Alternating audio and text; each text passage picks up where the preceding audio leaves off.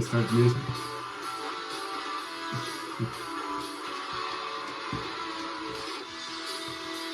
You're listening to Mike and John Got It Going On, a Livingston County-based podcast that's based in, well, Livingston County. And now, Mike and John. Yeah, it's Mike Marino and John King, and I think we got it going on for this morning, don't we? Yeah. Yeah. Week 2. Hang on, everybody. Here we go. Week 2, and of course, Firehouse Doors, our main sponsor here on Mike and John Got It Going On. YouTube, Spotify, Apple iTunes, SoundCloud. What else? RSS.com. That too. And on our Facebook page. So how about that? We're all over the place. Oh, we're just everywhere. You've made us multimedia, Yeah. man. Well, You've been all over the place. Yeah. Which, by the way, I want to talk to you about. I got the report on our expenses. Right. You have gone hog-ass crazy. All right. I made an expense report for what this podcast has cost us so far. You want to reveal our internal finances? No, not on here. But Okay. you've gone out of control. No, so no. now we got to get more sponsors. So the junket to Cancun, you didn't think that was appropriate? I thought, Yeah. okay. Well, fine. All right. So did you do anything exciting this weekend? I did nothing exciting. No Juwan Howard. Yeah, that was That was interesting. That was interesting. It was a big Although story yesterday. It's not. Yeah, and of course, I think the more that has come out about it, he's not backing down. And because at first you thought, oh, this is not going to be well. Not that it's not going to be good, but the thing I saw of it was odd, and it was over a timeout, right? Right. Well, he thought because they were, Wisconsin was way up on him at the end. They thought like, okay, you're just running the score now, or you're just making us look bad. So there was some bad blood on that, but he says somebody laid hands on him first. But you know what? We need to go to our sports expert. See if Tim Robinson is out of bed this morning. Or we can talk to Tim too. Good morning, Mike and John. Yeah. Hey, Tim Robinson, how's it going? Not too bad. I figured that, it's early, but, a catchphrase is never a bad thing. Okay. So anyway, Tim, we usually talk to you on Tuesdays and Fridays, but with this whole Juwan Howard thing, we figured we'd get your take on this. Well, I've seen a lot of people going on and on like it's, Armageddon or something. Yeah. I mean, it's not good. It's not a good look, and, I'm sure that, Mr. Howard regrets his actions. I think he'll probably sit out a game or two and pay a fine, and then we'll move on from this. It's not like, he assaulted a bunch of football players or anything. No, but it's the second or third time this has happened, though, isn't it? Where he's got into altercations. I'm not really familiar with the background on all that. I guess still, I don't know. He's a very passionate man. Yeah. Very passionate, as they say. I think a lot of this and a lot of the reaction early on is, people calling for him to be fired is just, that's just ridiculous. But well, aren't a lot of them Spartan fans? yeah, probably. Probably. Of course, there's 13 and 11, so I would think the 11 is a bigger number in that. But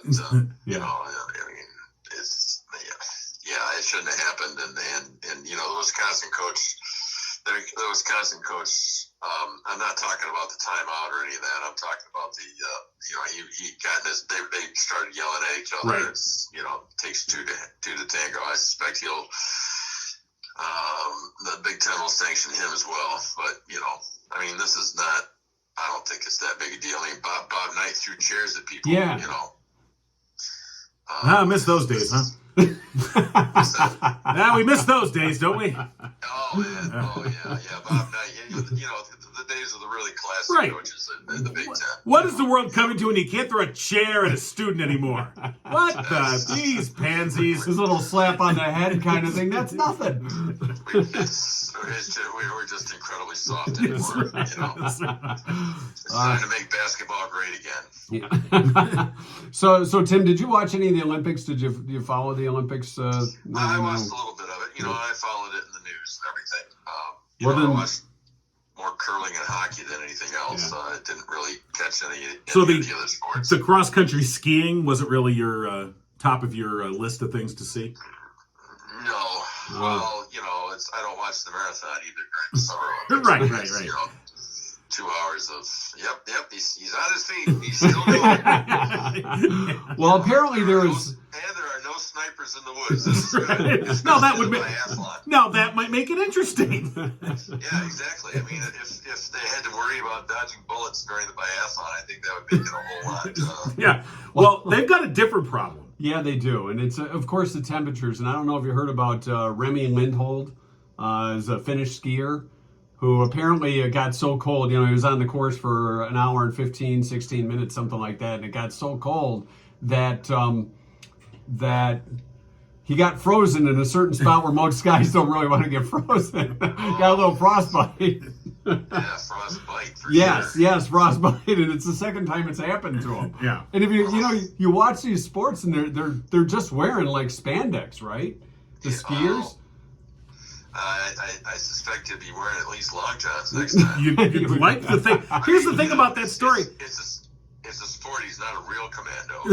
Right. The thing is it was the second time that happened. Yeah. Like, if that happens to me one time, that's the last time. I'm thinking that it might happen to me in practice, and I would come up with a different solution. You know, I mean, holy, it's not like they can put a wrap on, Right. put a ace bandage on it or anything. You know, Here's a wad of gauze. Just shove that in there. Just rub it off. Just rub it. No, wait. No, never mind. Forget that. When you see a bunch of skiers around a campfire warming up. All right. Well, Tim, as always, we appreciate your perspective on Olympics and, of course, the Juwan Howard, and we'll see what happens with him. Well, yeah. I mean, this is serious, but it's not. I don't think it's Armageddon or anything. I mean, but I suspect that they'll tell him not to do it again. Yeah, you think a little slap on the wrist. Don't do that. Put Juwan in a timeout. Yeah. All right, so real quick before we let you go, what's your broadcast schedule this week? Well, we're doing several games. We got Heartland taking on Belleville tonight, the girls. That's in the semifinals of the KLAA. And then the Heartland boys tomorrow night against Northville. That will kind of determine,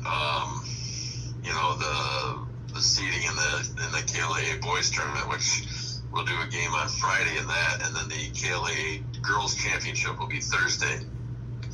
Harlan will play either Wayne or Howell. Oh, so you got a busy week. Yeah. It's kind of it's a busy week for everybody. Right. I mean, there's the team wrestling finals are this coming weekend.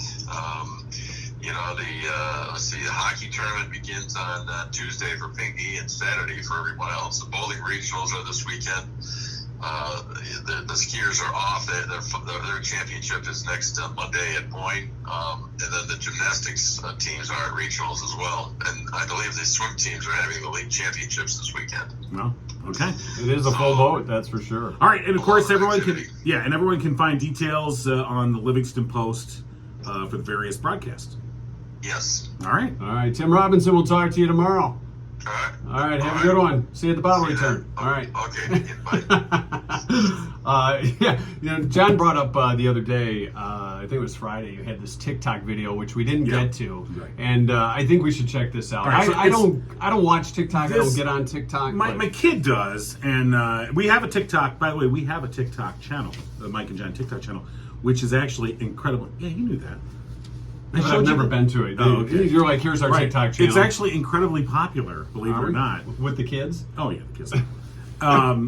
So anyway, my son showed me this the other day, this particular TikTok video. So I thought, you know what, we're going to have a moment of TikTok.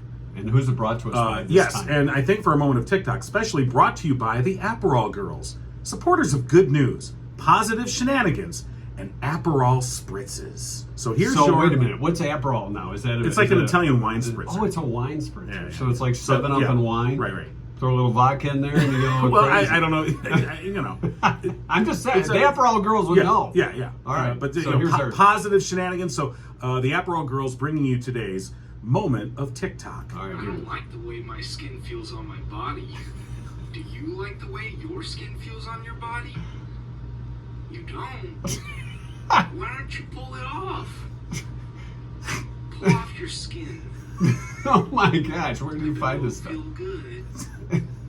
And That's our moment of TikTok. That's your moment of TikTok. All right, how about that? Okay, so just remember, if you don't like the way your skin feels, just pull it off. That's it. All right. Please don't try this at No, home, no, kids. don't. No, there are some times where you have dead skin and stuff like that. I don't It think just that's falls what- off on its own. I think he's just kind of out there. This is a lot of TikTok stuff is out there. So this weekend, we had a dinner get together with some friends at a friend of ours' house. Okay.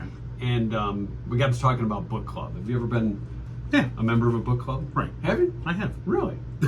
Why are you so surprised? Well, because I thought it was more of a It's female not- thing. It generally was just is. me, It generally is. It's been a while, but go on.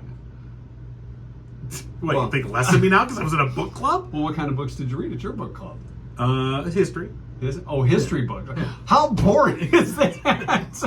So now with your book club, because this friend of ours, Amy, was telling us that they get a schedule for the whole year. Basically, everybody gets to pick like we're going to read this Right. book in this month, and this is when we're going to meet about it. Okay. And I was like, well, what if you don't finish the book in time for book club? You lie. Here's what you do. You read the first page, you read the last page, and then you lie. I really like how it Yeah. ended. Oh God, the way it started and the way it ended were just really blew me away. It started strong, Yeah. ended kind of Or- weak. The middle had me sleeping. Or you go to Wikipedia. Yeah. So, do you ever have at this book club you were in? Is that how it worked? You picked out each picked out. We didn't have a schedule. It was just like we're meeting next month and we're going to talk about this Yeah. book. Yeah. It was just kind of random. It was kind of random. Each person got to pick a book. That's what it was. Was there ever a guy in the group or a woman in the group that you said, or were it they was saying all- that about you? It was all guys. Okay. Well, if it's history, a bunch of history nerds, okay, who couldn't get dates on a Friday night, so we're having a book club instead. How old were you in this book club? I was in college. Okay. I don't like this. I was just asking. Well, because this particular book club, they read novels, not history. Sure, right. Obviously. I But get it, right. my thing was what if somebody picks a novel and they're like, I don't want to read that crap. Exactly. Do you have cliff notes?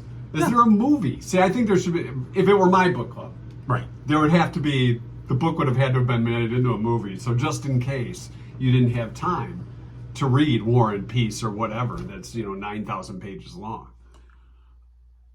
I would say needs a movie or Cliff Notes. Okay. But I'm not as big a reader as you, obviously. In college, I wasn't. You had a going to life book on Friday night in college. Well, There was the stories of the frat clubs, the frat parties to talk about. let's talk about the Middle Ages. We should point folks to our sponsor board. Right, behind please us. do, right. It's right behind us. Yeah. Do you want to do a video maneuver? Should I? All right. Well, that's quite a maneuver. No, never mind. I can do it. Never mind. I don't want you to hurt anything. Okay. Well, you know what? All right. We've got a new stand too for our podcast here. Okay, Let's so- get the tour of the sponsor board. So here's our sponsor board, as you can see. And of course, Firehouse Doors, our show sponsor, up on top, and their lovely microphone that they provided for us. We've also got Christina Maria Photo, Right. who's doing some work for us in the future. Right there. And then, of course, we've got Jordan Genso, our community realtor. So that's our sponsor board. Yeah, community realtor Jordan Genso. We have our community spotlight coming up in just a little bit. We're going to talk with an old friend of ours, Lindsay Root, who is handling an event that's coming up at the Howell Opera House this Friday. Yeah, part of the Livingston University Council's Black History Month. So we'll be talking with him in just a couple of minutes. And we mentioned Christina Maria Photo, who, of course, is your go-to source for capturing milestone moments. Whether it's a maternity session while you're expecting, a newborn session once the baby arrives, or even working with high school seniors to capture their graduation portraits, Christina Maria Photo should be your first call. 810-923-4144. All sessions include a gallery of preview images with the ability to purchase additional digital images, prints, books, gallery wrap, canvas, all from an a la carte menu. And you can check out your options at christinamaria.photo, where you can read some of the rave reviews from past clients. And actually, if you look through those reviews, people have been really, really very satisfied with the work she's done, extremely enthusiastic, especially with those graduation photos. I think she can get a picture of us in our logo shirt. Well, So we're going I'm to a put new her, Van Halen we'll put shirt. her skills to the Yes. test, we shall. I wonder if she can make us look 10 years younger. Well, there's only so much you can do. So, yes, call Christina Maria Photo, 810-923-4144. All right. A couple of other things. This past weekend, too, John was behind a Jeep while driving his son to school. Yeah. And you got a nice picture of that is on our screen. Yeah. Or it will be. If not, it will be. Yeah. But it was a Jeep Don't that... forget, it's on the screen. yeah. I'm handling it. You handling that, got Art? it, yeah, Okay, yeah, as long as you got it. The booby bouncer. Yeah. And... So I'm driving my kid home from school, and he sees this. He goes, "What is that?" And he points to this car, and it's a Jeep, and it's got the tire cover. the cover over the spare tire on the back of the Jeep. And you always see some sort of saying. So the first thing is, and this one says booby bouncer, and there's Well, it's the Jeep grill, Right. with a little enhancement, if Right. you will. Looks and like- the headlights are looks like right a where they would be. 36D, I don't know, double D maybe. But the grill part on the drawing, as you look at it, the interesting thing about the grill thing is my kid goes, is that hair? Are there hair on those boots? Kind of like a mustache in And I'm between. like, I don't know. I'm not really sure where that just played into the Jeep thing with the headlights, Right. and the grill. I think that's the grill, But obviously. I had a Jeep long ago, about 30 years ago, and it had a tire cover like that. But You didn't have booby bouncer? No, on it didn't that? have booby bouncer. So here's the thing. It was snowing. It was that day, I think it was Thursday, when it was just horrible snow. So I couldn't tell whether the driver was a man or a woman. All right. Because that's the debate. Because I put this on my Facebook page, and people were going is that a guy? Is it would a woman have that on her car? And people are like, no way. No, they might. But then somebody said, no, that's it's like, yeah. I'm Right. my They booby said, no, bouncer. it's a woman with a sense of humor. Others are like, no, it's some sexist pig who's, I would have pulled up next to it or gotten near it at a light or something. I to find tried, out but if it was a male or it female was single driver. file only because of the snow. Otherwise, believe me, I was trying. But I'm like, all right, I'm not going to risk my life here. But Sometimes you got to do what you got to do, John. sorry, I've let the show down. We'll never know about the booby bouncer. I'll tell you what. If anyone knows who the booby bouncer is, all right, We want to call him. we have a booby bouncer bounty. Yeah. For you. We do. There you go, spending again. The expense budget. If you can locate the booby bouncer, all right, and put us in touch with them, let us know. We'll have some sort of prize for you. We put out a thing last week about a post last week about wake up calls or our fan phoner, and Jeff asked us to call him, so we're going to see if we can get Jeff on the line here. Fair enough. And give him a wake up call. I don't know if he's working on this President's Day or not. Does this mean we don't get mail today? No. This is Jeff. Hey Jeff, it's Mike and John from Mike and John Got It Going On. Good morning. Good morning. Did you remember we were going to call and wake you up? I did. You already sound like you're awake. Yeah. Oh, I am awake. All right, so this is Jeff Dehaynes. Jeff listened to us on the radio for years and now checking in on the podcast. So tell us a little about Jeff. Tell us a little about Jeff. Yeah. Well, I am a Mike and John fan for many years, and one of those people who was devastated to learn that Marshall wasn't real. Well, That may or may not have been a lie. That you never know. Yeah. Marshall lives. Marshall lives. Anyhow, no, I've always been a great fan of you guys. Just a local thing. You're my morning show. I'm just crushed that I don't hear you as frequently as I used to. Well, you can hear us every day and Yeah. see us now, too. Oh, on now the you get to see us. podcast and YouTube, Spotify. You're so lucky. Yeah. If you can, send us a picture. We'll post it. So Jeff, I know your last name very familiar with us because I know you've been on the birthday list ever since we used to do that for almost 20 years. So you've aged along with us. Very much so. And plus, it's a unique name, so it sticks around. Speech is just like, why are you? What are you call me old? No, well, we're all old together. So what do you do, Jeff? What kind of work? I actually work for Volkswagen Group of America. Oh, So, really? What do you do? I'm network and telecom for North America. Okay. Wow, that seems like Hey, really high tech and important. Can you do side gigs? Because we need a little like IT telecom help here. You know, We need more help We're than that. filming this on my phone. Okay, so we need some IT support. My wife would say, "I can't believe they pay you to do this for a living." Okay. Our wives now say us, "Why isn't no one paying you to do this for a living anymore?" Because I hire smart people. Yeah, okay. Yeah, we got to do that. We should do that too. You're right. If you quit spending all our budget. Sorry. So what does your wife do, Jeff? My wife coaches Top Gun volleyball here Really? in Livingston County. Wow. How cool is that? Oh, wow. She must be tall then. She is, at the time when she was in high school and college playing for Michigan, she was tall. Now she'd be a midget compared to most college volleyball players. Look at that subtle drop. You Yeah. know, when she played for Michigan, my wife's a Wolverine. Hey, are you a Wolverine fan? Yes. Yeah, we're of course. very I figured. family. Wolverine family, right. What did you think of the Juwan Howard thing? Thank heavens I haven't watched it yet. Okay. Okay. All right. Yeah, just wondered.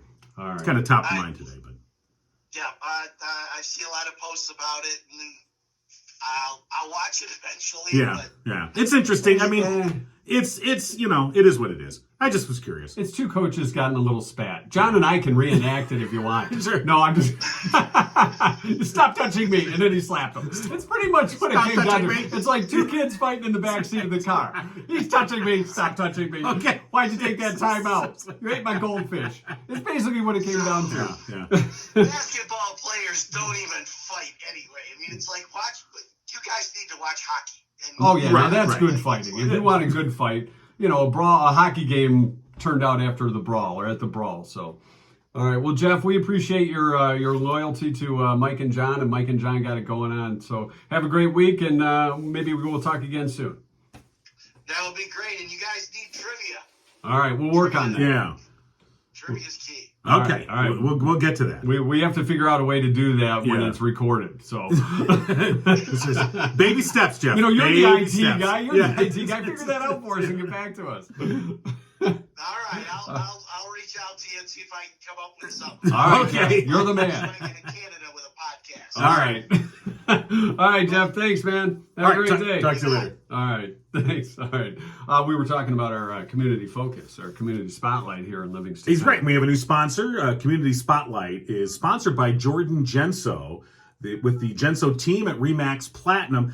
Jordan's a realtor by profession with 15 years of experience and a passion for building our community. He's an expert in what's happening locally. You can put that experience to use when you need a listing agent. You can communicate to buyers all the wonderful reasons why they should choose your home. Call Jordan Genso, 248-444-9777. 248-444-9777. You got to be a little quicker. I got Lindsay on the line. Well, already. he answered too fast. I thought it was early. He'd take a few rings to answer. Good morning, Lindsay. It's Mike and John, and Mike and John got it going on. Hey, good morning. Good morning. We didn't expect you to answer so quick. We were talking about our sponsors. So you got a big event coming up at the Opera House this Friday night. Tell us a little about it. Well, I'm going to be making my case, or I should say, I'm going to be showcasing the life of Lulu Childers, who virtually everyone in Howell is completely unfamiliar with. But I'm going to be making the case of national significance. She is the most important person ever to come from Howell. Well, that's interesting, and again, this is going to be from noon till 2 this Friday at the Howell Opera House. I know that they're still taking reservations until 5 o'clock today, and there's going to be it's a catered lunch and a historical presentation. Now, when I looked, and I have to admit, I had never heard of Lulu Childers until I knew you were going to hold this event. Now, I looked her up, and it said she was born in Dry Ridge, Kentucky, and I know she passed away in Howell in 1946, at least according to my deep research on Wikipedia. Wikipedia gave him all that information. But That was our team at the radio station, too, that gave us all the information. I have a feeling, though, Lindsay, you probably have a little bit more historical perspective for us. So, yeah, tell us about Lulu Childers. Well, Lulu left Kentucky when she was 2. And she didn't travel here by herself, by the way. Right. I would hope not, yes. Family. It's a long crawl. Long crawl. It goes through Indiana, by the way. She's parents of Kentucky. All right. Hold on a second, Lindsay. Are you walking around? No. Oh, okay. We seem to be losing it. Yeah, it's dropping out a little bit, but... all right. Is this better? Yeah, that's a little better. Okay. Now lift your right leg up and tell us the rest of the story. I mean, that's literally what I did. I just was scratching my head. All right. So, yeah, so you left at age 2. She left at age 2. This is roughly 1872. Okay. And the entire family, the Childers family, of which there are 16 kids. Wow. Now, those 16 kids did not all come to Howell at the same time, but more or less, I think there was 11 in their posse that came from Dry Ridge, Kentucky to Howell. And they immediately set up camp in Howell, so to speak, and got a mortgage somehow on a house on West Street, and that's where the Childers family lived. And now the reason why they came to Howell is because of one man, that being Abraham Lossford. He was a black barber in Howell, and he is literally officially the first black citizen of Howell. And he called himself that as well. And he arrived in the early 1850s. He was extremely popular as a black barber, and barbershops back then were the hub of the community. You know, that's where you found out what stuff was going on, and consequently, he got to network more or less with the whole community very, very quickly. This is before the Civil War. And so he was a fugitive slave, too. So he had escaped twice as a slave from Kentucky. And he liked Howell so much that he, at great risk, went back to Kentucky along with his son-in-law to bring family and friends from the borderlands of Kentucky to settle in Howell.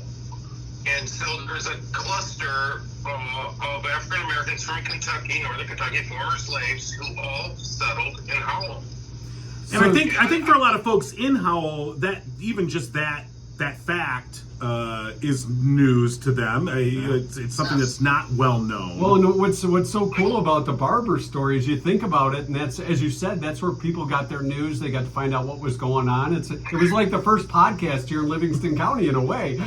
Absolutely. And we traditionally, or stereotypically, we look at it like, well, when women go to the salon and they talk and they gossip, their hair salon hairstylist knows more about your family than half your family does because they talk a lot. So that's kind of cool, interesting stuff. But what led you to Lulu over the barber? Because I'm thinking, well, why in the hell is Lulu and the Childers family so determined to get to Howell? Yeah. And that's because of Abe Lossford, who more or less invited them, and it was also through a family member too that had married into the Lossford family before. That was the connection in coming to Howell, and it couldn't have been a better place for that family to come. Of those 16 kids in total, in reality, 5 of them really experienced Howell in terms of growing up in Howell. Okay. And graduated from Howell High School. And Lulu was one of those 5? She was one of those 5. She's a valedictorian. In total, there were 2 valedictorians from the Childers family, and which was extremely rare. Right. Now Lulu went on to have an amazing musical career at Howard University. She graduated from Oberlin Conservatory, and then went on to Howard University, where she is. There's a building on Howard University named after her, right? It is, and that's where all your arts are in terms of your marching band. It's the fine arts division. The marching band, the painters, the painting, the actors. Chapters. What else? I'm forgetting of certain performing arts, but anyway, it all happens in that building. So, And when you visit there, it is a beehive of activity. and so this acclaimed career, and in fact, she was a friend of the famed opera singer Marian Anderson, of course, who had there was the incident where she was denied to be able to sing because of the Daughters of the American Revolution, and Eleanor Roosevelt intervened, and then she sang on the steps of was it the Capitol? I forgot. Lincoln. It was at the Lincoln Memorial, right? She sang on the steps of the Lincoln Memorial, but she was a friend of Marian Anderson, so she, Lulu Childers in her own right had this acclaimed career. Obviously around Howard University, she's Should I put a spoiler alert up here? Iconic. You're letting all the cat out of the bag. We're touching the basics, and then of course, if you want to get the full story, the complete story, you come in here, Lindsay, this Friday from noon till 2 at the Opera House, and again, they're taking reservations until 5 o'clock. This afternoon, 5 o'clock Monday. You can go to livingstondiversity.org. Tickets are $40, and that's a catered lunch. Looks like a great lunch. And then, of course, this entire historical presentation.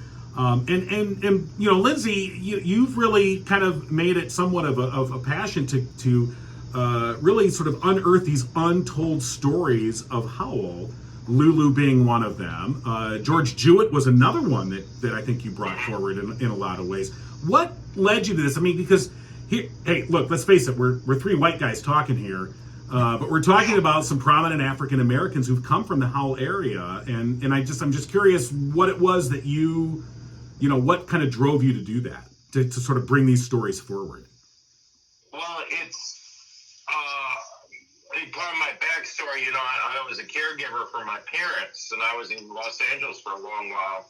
And I came back to be a caregiver, and to keep my sanity, I noticed this called the Opera House is kind of reopening again, and so I dived into the Opera House building and then learned that no one had done a very good research on the history of the building that happened there. So when I started diving into the building, essentially doing like an autopsy on the building, figuring out what the hell happened here. I'm doing like the event calendar in reverse. I started noticing a lot of references to Black performers who were on the stage or in the audience, and there was just too many dots to notice. Like, wow, it seems like there's a thriving Black community in Howell, and that is what led me to the research. It wasn't that I was looking for it. It's just like it was too obvious. It was too obvious not to ignore after a while. Yeah. It's a lot of digging, a lot of research, and I know when we first met you, Lindsay, we got the tour of the Opera House when John and I first started doing radio here in Howell, and just some phenomenal stories about that. So you're like a plethora of information regarding the Opera House and part of the restoration too. It's come a long, long way over the past 15, 20 years. It's awesome work. Yeah, thank you very much. The fascinating way to come to history, so to speak, because I'm looking at everything through the lens of the Opera House. So it's kind of like I say, it's like having a huge petri dish, and you've got a microscope, and you're looking down through the petri dish, and you see this little item, but then you have no context of where it feeds into anything else. Right. And so that's what prompted my curiosity. It's like, okay, there's way too many Black performers in this building.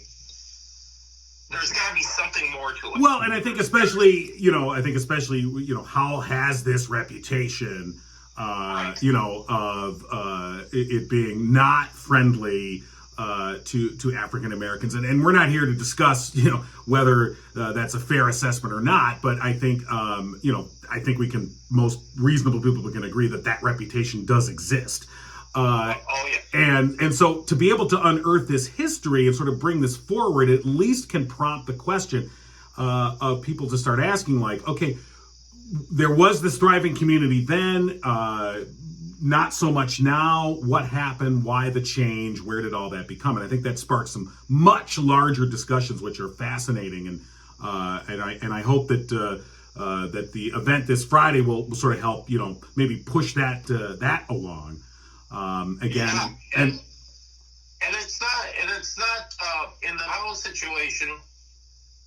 The early American, those first colony of African Americans, they more or less just faded away because they didn't have any kids. okay. And I've got anecdotal evidence after anecdotal evidence of former slaves, not having kids. Okay. Once they had their Well, that's a whole different Yeah. sociological kind of examination, but still.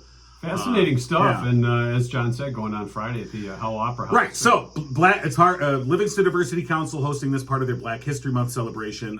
Lulu Childers from Howell to Howard University with the guest presenter Lindsay Root. Catered lunch, noon to 2 at the Opera House.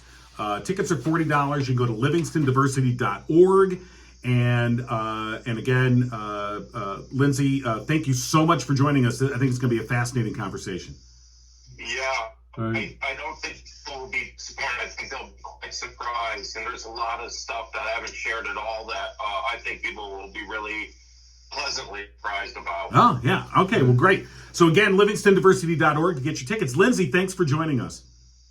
Absolutely. All right, Lindsay, All right. we'll talk again soon. Lindsay Root, and of course, our Community Spotlight brought to you by Jordan Genzo. Special thanks to Jordan Genzo, our Community Spotlight sponsor, with the Genzo team at Remax Platinum. You can find them on Facebook at Jordan Genzo, Community Servant, Community Realtor, or call 248-444-9777. Right. So thanks for Jordan for stepping up and being a supporter of the show.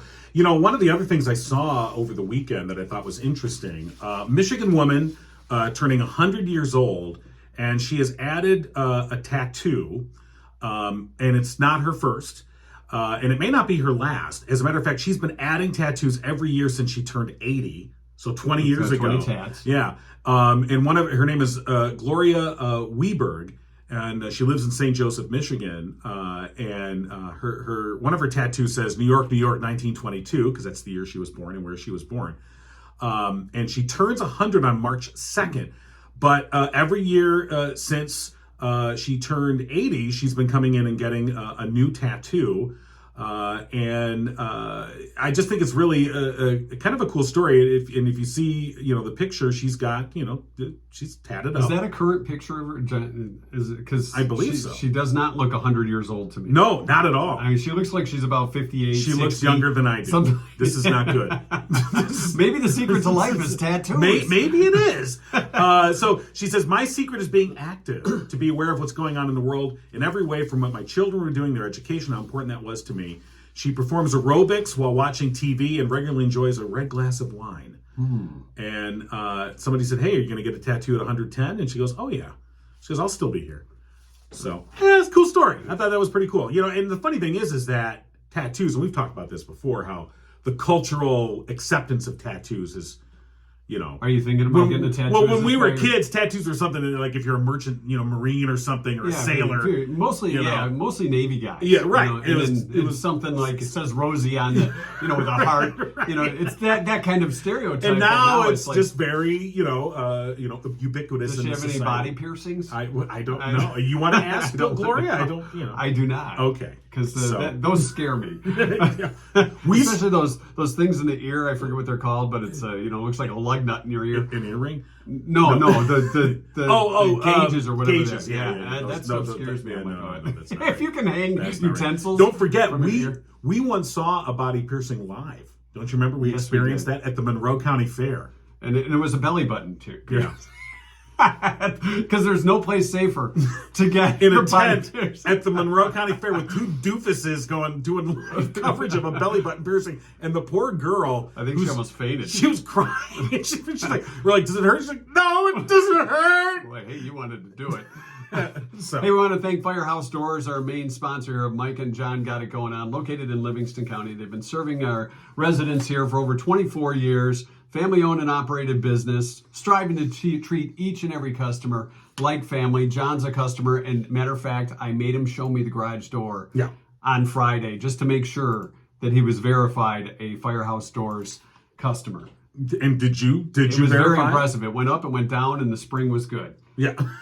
That's good. I'm glad. So we recommend Firehouse Doors if you need any garage repair or replacement. Call our friends at Firehouse Doors. And don't forget, veteran-owned, Mike serving in the U.S. Air Force, deployed for Operation Desert Shield and Desert Storm. And, of course, till April 1st, you get that 5% discount off your entire bill. Just mention that Mike and John sent you. No exclusions apply. 517-552-9750, Firehouse Doors. Are you ready for the 2-cent history before we get out of here? Am I? It's been, we've learned a little from Lindsay. We're going to learn something else. All right, here, too. you're our show historian here. Yes. Even though I was the nerd that had the history book club in college. Well, we'll see if you learned anything. February 21st. Today is officially National Sticky Bun Day. Okay. Now you know it's President's Day, too, by the way. Insert joke Yes. here. It's Sticky Bun Day and President's Day. Oh, my. on the same day this year. How about that? Certain presidents come to mind. I think we'll leave it at that. It's also Washington's birthday. So let's see. 1878 on this day, the first telephone book was issued. It was for New York Harbor, Connecticut, contained 50 names. The first prank call probably didn't happen long after this. That's right. Yeah, prank calls were tough back then. Be like, Jimmy, is this you? I'm gonna call your mother. Whenever I hear the term telephone book, because you really don't see them that much anymore. No. If you do, they end up in a recycle bin. I always think of the jerk, but Steve Martin. Now I'm gonna be The new somebody. phone books are here. Things are gonna start happening now. 1842, the first known sewing machine was patented. John Greneau in Washington, D.C. Okay, Yes, all right. it was not a singer. No. It was a Greneau.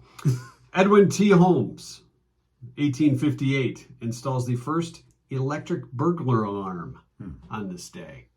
Boy, they've come a long way since then. 1858? 1858. Yep. How? Okay. Seems early. Like, that must have been I don't know. I don't know either. You know. I don't have all that information. I just have on when it happened.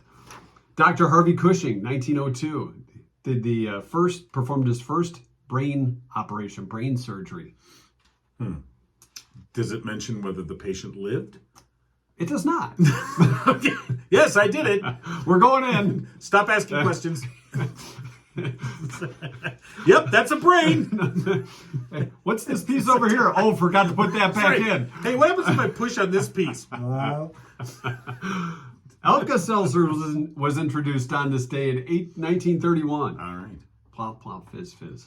Oh, what a relief it is. And you remember, wasn't it? I can't believe I ate the whole thing. Was that Alka-Seltzer? Yeah, I think you're Was right. that Alka-Seltzer? Yeah. I think it was. The first instant developing camera was demonstrated on this day in 1947. Edwin Land. The land camera. Exactly. The Jackson 5 made their TV debut on American Bandstand in 1970. Oh, wow. Michael Jackson was about that big. Big hair. Yeah. Those kids, just a mere 52 years ago.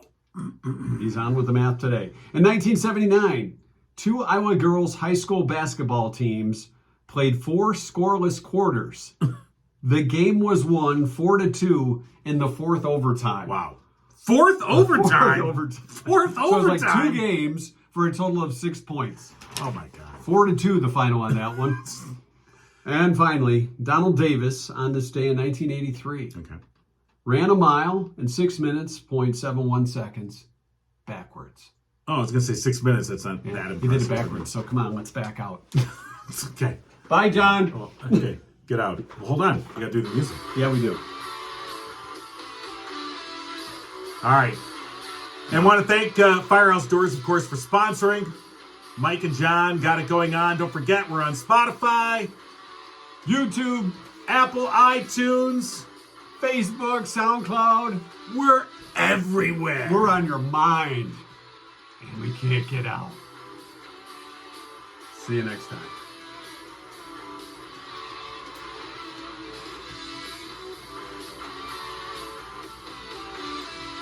All right, that's enough of that. Oh, wait. This is our extra YouTube content. Oh, that's right. Extra YouTube content. Yeah, this is the extra YouTube content portion of the show. What Here's do a you little got? secret as to what's coming up tomorrow. It's What a is- secret to us. what is I don't know, coming you up sent me- tomorrow? you sent me the Oh, no. schedule the We're other going to day. talk with Chef Allie Little of course, she's opened up a new gourmet to go restaurant in Brighton that apparently, I mean, I've just heard nothing but rave reviews, and apparently Is she sending samples? They are just sold out. Well, no, Before? not yet. Maybe we should run out today and get a sample. But it's an interesting concept, gourmet to go. I mean, obviously the whole dining scene is changing. So we'll be talking with her tomorrow. And of course, Tim Robinson, we'll check in with him again and get the latest update on high school sports. This is a very busy week, playoffs and stuff beginning and that kind of thing. And this has been your extra YouTube. This is it. This is the extra content. I mean, bonus footage. If you want us to do something else. Oh, time to go.